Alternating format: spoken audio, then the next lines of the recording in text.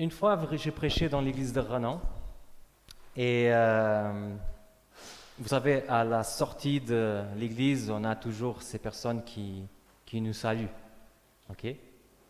Et souvent, j'ai prêché, j'étais là, à la sortie, les gens venaient, me disaient « Ah, merci beaucoup pour la prédication, c'était bien ceci, cela. » Et quand il y avait l'autre pasteur qui était là, moi, souvent, je me mettais aussi à côté de lui, même si je n'avais pas prêché, pour avoir le privilège de saluer toutes les personnes qui sortaient. Et à plusieurs fois, ça m'est arrivé que ce n'était pas du tout le jour que c'était moi qui avais fait la prédication, mais les gens à la sortie, ils me remerciaient de ma prédication. C'est rigolo parce que quelque part, j'étais remercié de quelque chose que je n'avais pas fait du tout. Mais ça a changé mon état d'esprit. Ça me faisait toujours rigoler, pas simplement parce que c'était ridicule, mais aussi parce que voilà, c'est un câlin que quelqu'un était en train de me donner. Il y a un photographe qui a voulu faire une expérience sociale avec les compliments. Donc, il allait dans un campus universitaire aux États-Unis. Il demandait à une personne, voilà, est-ce que je peux prendre une photo de toi? C'est pour une expérience que je suis en train de faire. Donc la personne se mettait en pause et mettait la photo. Et après, les gens demandaient tous, mais pourquoi moi? Et lui, il répondait, parce que moi j'aime photographier des choses qui sont belles. Et sans que la personne sache, il prenait une deuxième photo à ce moment-là. Et c'est impressionnant parce qu'après, quand il a montré cette étude, on voit la photo, quand les gens ont fait juste la pause pour la photo, et on voit la photo après le compliment. Et vous imaginez, hein, c'est complètement différent, la façon de se mettre, et surtout ce qu'on ne voit pas aujourd'hui, je ne peux pas voir aujourd'hui chez vous à cause du masque, ces dents qui sont contents, ce sourire qu'il y a là. Alors, aujourd'hui, notre réflexion va partir des compliments. Et je vais vous inviter à prendre vos Bibles et aller dans un texte où Jésus a été complimenté. Okay? Il se trouve en Jean, chapitre 3, et on va lire verset 1er jusqu'au verset 3. Donc, verset 1er jusqu'au verset 3, c'est ce fameux texte que Jésus est approché de nuit par un fameux personnage à l'époque, Nicodème. Alors, il nous est écrit dans l'évangile de Jean, chapitre 3, verset 1er jusqu'au verset 3, ainsi. Or, il y avait parmi les pharisiens un chef des Juifs du nom de Nicodème. Celui-ci vint le trouver de nuit et lui dit, « Rabbi, nous savons que tu es un maître venu de la part de Dieu, car personne ne peut produire les signes que toi tu produis si Dieu n'est avec lui. » Jésus lui répondit, « Amen, amen, je te le dis, si quelqu'un ne naît pas de nouveau, il ne peut voir le règne de Dieu. » Donc ce maître s'approche de Jésus, il parle au pluriel, donc quelque part il dit que ce n'est pas que l'opinion de Nicodème, c'est l'opinion des érudits de l'époque. Et il a ce compliment gigantesque envers Jésus. Pourquoi il est gigantesque? Parce que, soyons honnêtes, hein, Jésus avait la trentaine, les maîtres à son époque n'ont pas cet âge-là, sont des personnes plus âgées. Et lui, il est complimenté vraiment par un personnage qui était une autorité dans le milieu juif. En plus, ce personnage ne parle pas que de lui, il parle d'une quantité de gens qui avaient à peu près la même opinion. Là, Jésus, il aurait tout pour se dire, mais tiens, je fais quand même la différence là. Hein? Il y a même Nicodème qui vient, c'est vrai, la nuit, mais bon, il a trop de taf, donc... et il vient et il me dit comme ça, voilà, toi, tu es vraiment de la part de Dieu. Qui n'aimerait pas avoir un compliment comme ça à l'intérieur de l'Église? Qu'on se dise, Dadou, le tableau que tu as là, franchement, tu étais inspiré de Dieu avec ce que tu as fait. Ça fait du bien, hein? Ou qu'on dise, Virginie, franchement, ça, c'était vraiment inspiration divine. C'est juste excellent. Ça fait du bien. Et vous savez pourquoi? Parce que les compliments, ils ont une action psychologique sur nous. En fait, quand quelqu'un nous complimente de quelque chose, ça nous met une surprise positive qui peut changer notre état d'esprit. On se sent apprécié, on se sent qu'il y a la reconnaissance, et qui n'aimerait pas, dans cette salle, avoir la reconnaissance? Après, on est tous dedans. c'est pour ça qu'à chaque fois que quelqu'un nous complimente, il y a souvent ce sourire qui apparaît. Alors les amis, je vais voir 3 choses avec vous. Et la première chose, c'est celle-là. On devait s'y complimenter plus les uns les autres. Il y a tellement de personnes dans notre communauté qui font des belles choses. Il y a tellement de personnes dans cette communauté qui ont de la valeur, pas simplement devant Dieu, mais devant nous aussi. Mais des fois, on a une certaine pudeur. Les compliments, souvent, on le donne au prédicateur à la sortie. Mais entre nous, on est dans une économie. On ne donne pas.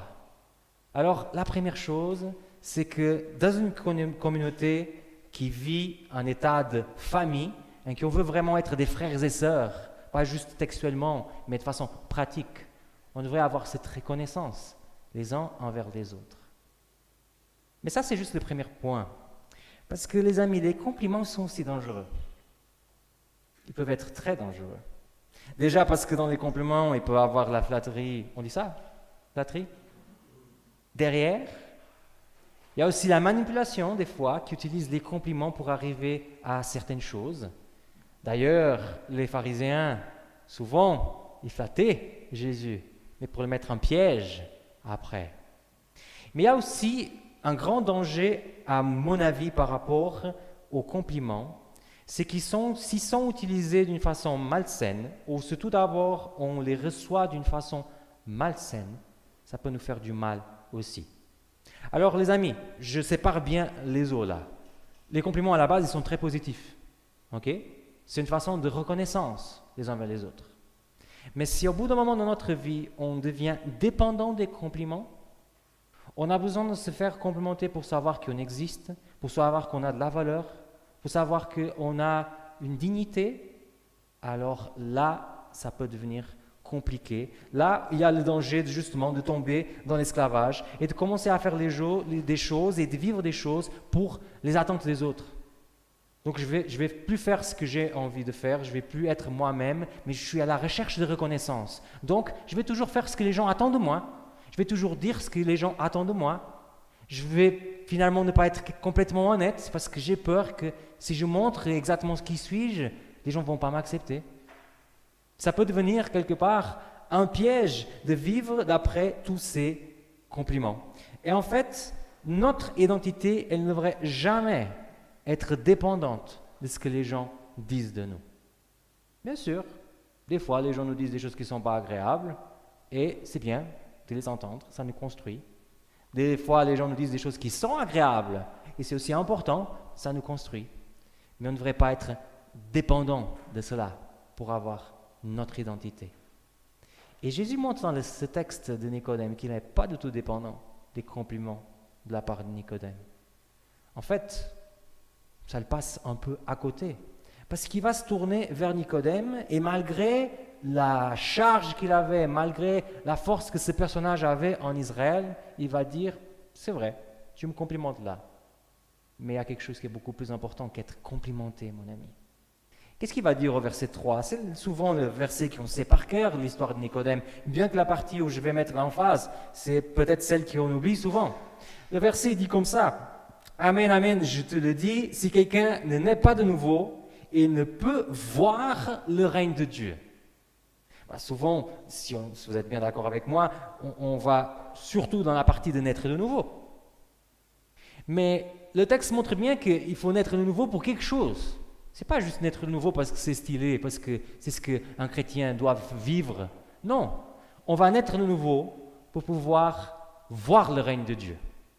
Or là, j'aurais besoin de pas mal d'heures pour expliquer qu'est-ce qu'est le règne de Dieu. D'ailleurs, avant le confinement, on avait une fois fait une étude à l'église le soir, donc on avait discuté du règne de Dieu. Mais finalement, si je pourrais simplifier ça, si je pourrais dire ça d'une façon plus simple, c'est que le règne de Dieu, c'est voir les choses qui sont invisibles en fait. C'est tout ce qui est du domaine de l'invisible. C'est tout ce qui est du domaine de Dieu et que ce n'est pas facile à saisir. Le texte nous dit que c'est effectivement, on vit une conversion dans notre vie.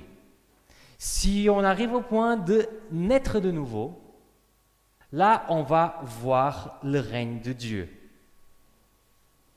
Voir toutes les choses invisibles. Voir sa perception de moi. Voir ce qu'il pense de moi. Voir la valeur que j'ai à ses yeux. Parce que soyons honnêtes, les amis, si on regarde avec nos yeux, notre vie, ce qu'on voit n'est pas très joli. En tout cas, je ne peux pas parler pour vous, je peux parler pour moi. Quand je regarde ma vie, moi, je me vois incomplet, je me vois fautif, je me vois inconsistant, imparfait. C'est ce que je vois chez moi.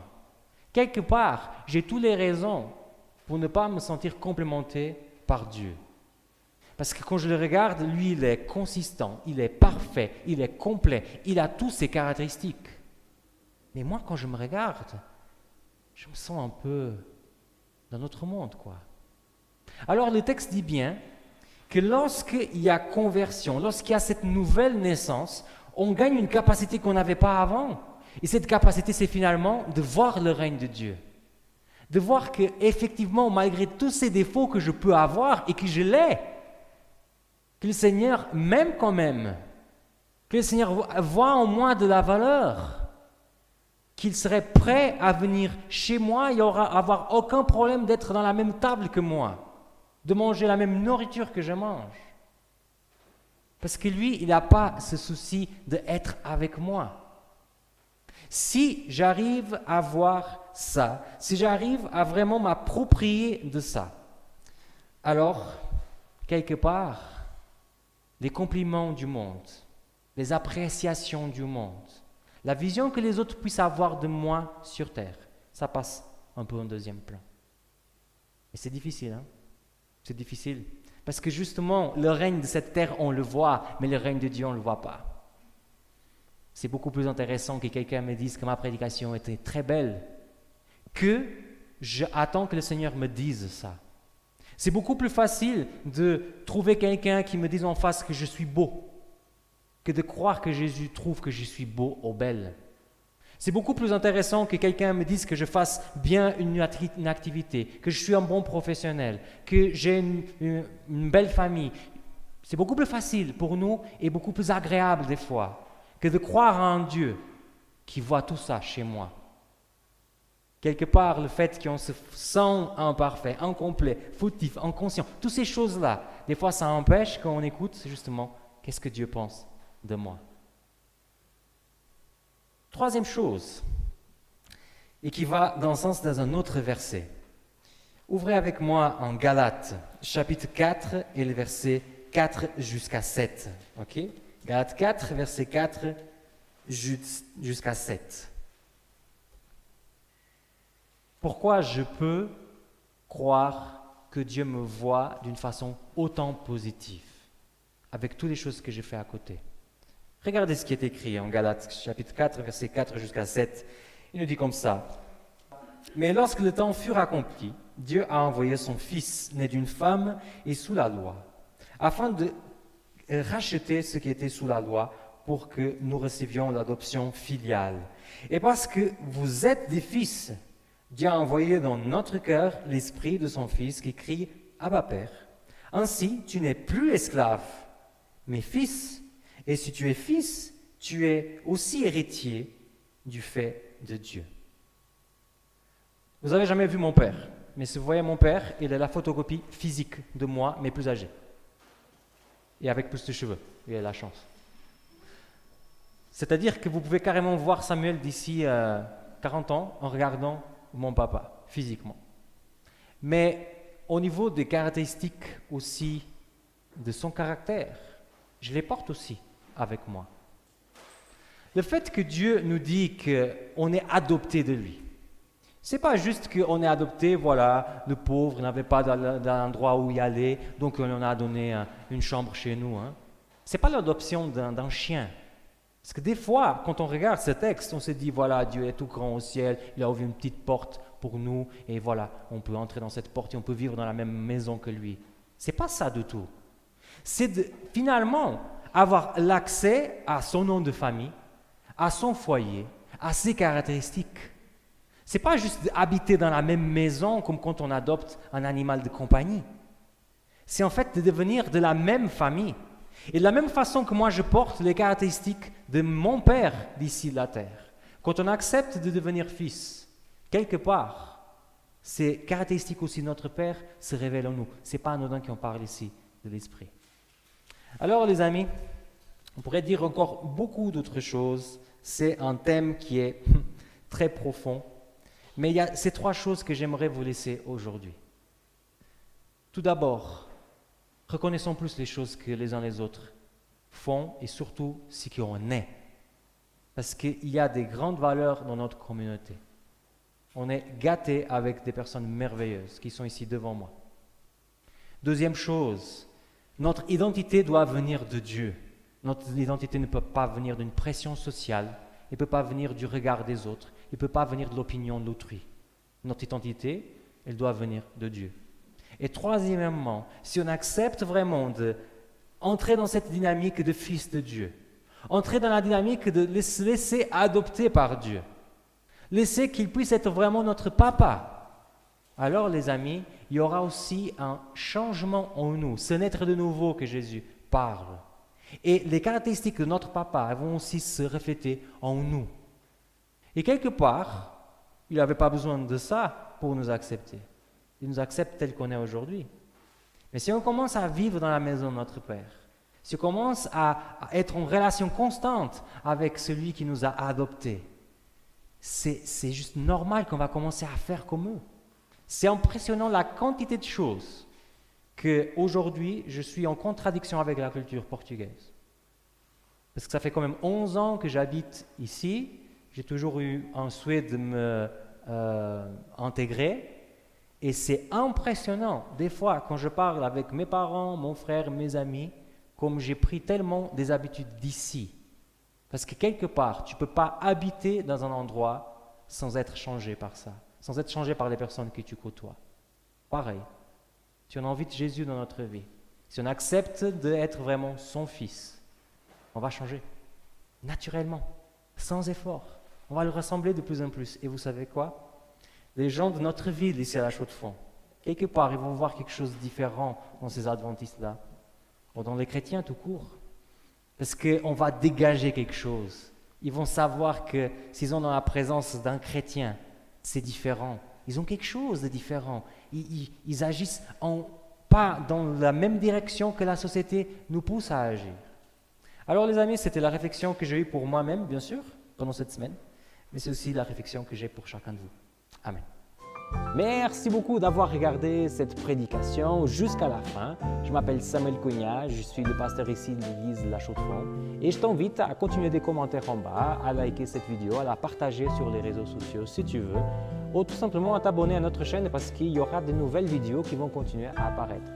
Mais si tu es plus intéressé encore par ces sujets ou tout simplement par la Bible, je t'invite à m'écrire un petit email et on pourra entrer en contact pour continuer la discussion. Merci beaucoup de ta fidélité, merci beaucoup de ce que tu fais et je demande vraiment que le Seigneur puisse te bénir et à très bientôt.